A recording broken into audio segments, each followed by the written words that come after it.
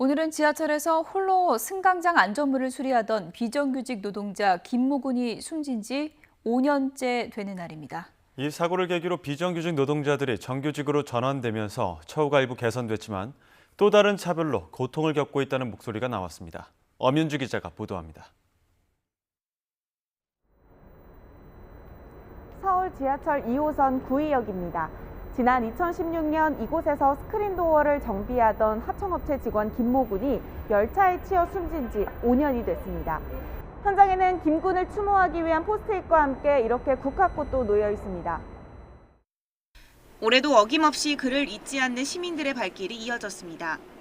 너는 나다라는 말, 그 말을 남겨주는 구의역 김군 잊지 않겠다고, 그리고 그 말을 항상 지켜내겠다고 썼습니다.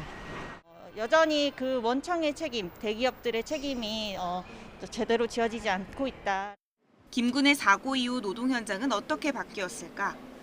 지난 2018년 서울교통공사는 김군과 같은 업무를 하던 비정규직 직원들을 정규직으로 전환해줬습니다. 위험한 작업을 거부할 권리가 생겼고 2인 1조 근무도 지켜지고 있지만 모든 게 해소된 건 아닙니다.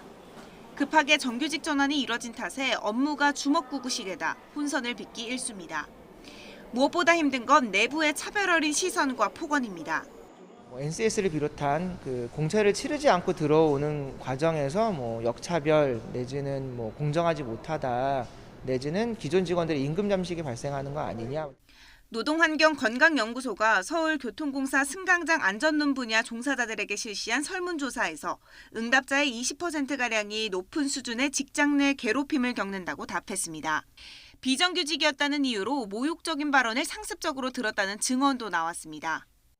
조직이 충분한 준비를 하지 못했던 것으로 나타나요. 기본적으로 24시간 돌아가야 되는 시스템 하에서 갖춰져야 될 구조가 이분들을 맞을 준비가 안 돼 있었던 거죠. 김군의 죽음을 마주했던 동료들은 차별을 겪어야 하는 현실 역시 또 다른 산이라고 말합니다.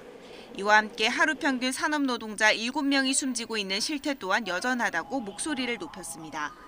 하루빨리 정말 적어도 일하다가 사망하는 노동자가 없었으면 하는데 당연히 법적 강제력과 그에 따른 징벌적인 그런 처벌 조항이 있어야지 최소한의 안전규정 등이 지켜지고 마련될 수 있다고 보여지고요.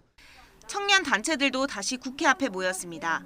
5인 미만 사업장에 대한 법 적용을 제외하고 기업의 책임을 완화한 지금의 중대재해기업처벌법은 누더기라며 이를 통과시킨 국회와 정부 여당을 규탄했습니다. 해결하겠다고 약속만 할 뿐 달라진 것은 없었습니다. 그마저 유가족들이 곡기를 끊으면서 간절히 바랬던 중대재해기업처벌법도 누더기로 통과시켰습니다. 김군이 하늘로 떠난 지 5년이 흘러 위험의 외주화를 막기 위한 바탕이 되는 법안은 어렵사리 만들어졌지만 노동자들이 차별받지 않고 안전하게 일할 수 있는 일터는 아직 요원합니다. YTN 엄윤주입니다.